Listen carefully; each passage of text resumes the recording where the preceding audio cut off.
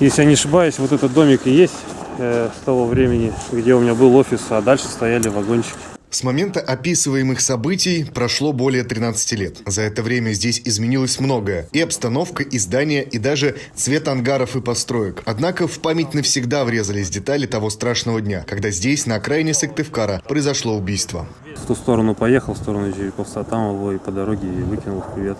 Это лишь одно из 6 убийств, к которым, по версии следствия, причастна банда Пичугина, которая долгое время орудовала в Республике Коми и соседних регионах. В состав организованного преступного сообщества входил 21 человек. Руководитель Юрий Пичугин начал сколачивать так называемую бригаду еще в начале 90-х. Цель сообщества была одна – заработать денег преступным путем. Начиналось все с банального для тех лихих времен рэкета. Затем участники сообщества занялись хищением из продуктовых и продовольственных магазинов, совершали разбойные нападения и махинации с недвижимостью. Как руководитель преступного сообщества Юрий Пичугин разработал схему подчинения участников банды и даже правила поведения, за нарушение которых следовало наказание, вывод из состава ОПГ или физическое устранение. В июне 2010 года был похищен и убит один из участников группировки, к которому у лидера банды были существенные претензии. Со связанными руками парня вывезли на территорию производственной базы Верхней Максаковки, удерживали там, после чего убили, ударив топором по голове.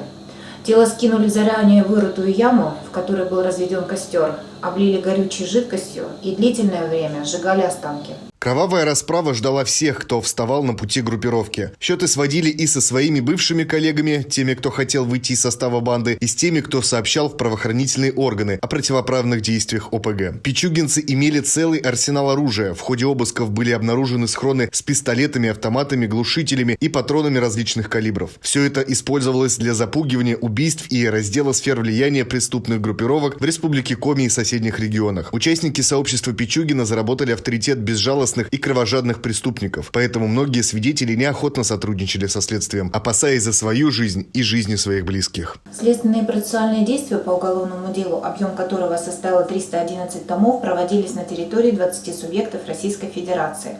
В рамках расследования следователями проведено 123 судебных экспертизы, допрошено более 680 свидетелей, проведено более 60 очных ставок, свыше 200 обысков. Оперативное сопровождение по уголовному делу осуществлялось сотрудниками УФСБ, МВД и УФСИН по Республике Коми. Трое участников преступного сообщества заключили досудебное соглашение. На сегодняшний день им уже вынесен приговор. Остальные 18 обвиняемых завершили ознакомление с материалами уголовного дела. Оно передано прокурору для утверждения обвинительного заключения. Затем окончательную точку в деле банды Юрия Пичугина поставит суд.